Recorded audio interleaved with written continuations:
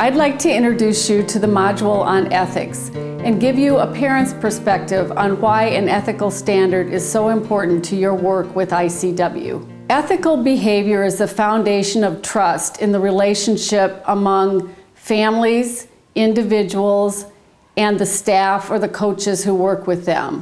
In your job as a coach, you will be spending lots of one-on-one time with very little direct supervision. And because of this, trust is incredibly important. The key ethical values as I see them are respect and integrity.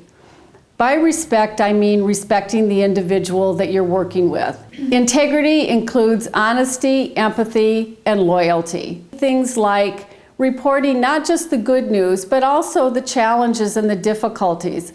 It's in that way that you really will get the support that you need to enhance the life of the individual with whom you're working. A highly ethical coach sees their work as more than a job. They see it as a relationship that is based on trust and that involves a very close communication with the families, with their superiors, and with the individual with whom they are working. A high ethical standard is not only important inside the household, but also in the community. There's a lot of bias and prejudice against people with developmental disabilities. And when a coach is constantly looking out for the well-being of the individual with whom they're working and making good decisions and holding themselves as well as the individual to a high standard, then that translates into greater acceptance in the broader community.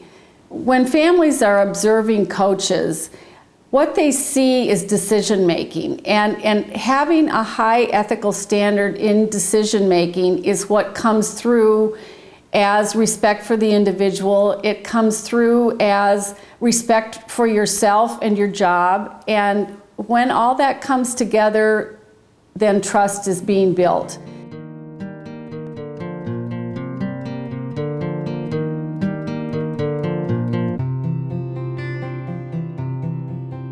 As ICW director, it's imperative that I emphasize the importance of following HIPAA guidelines. It's important from a financial perspective, but also for the sake of protecting the information, the privacy, and the confidentiality of our clients.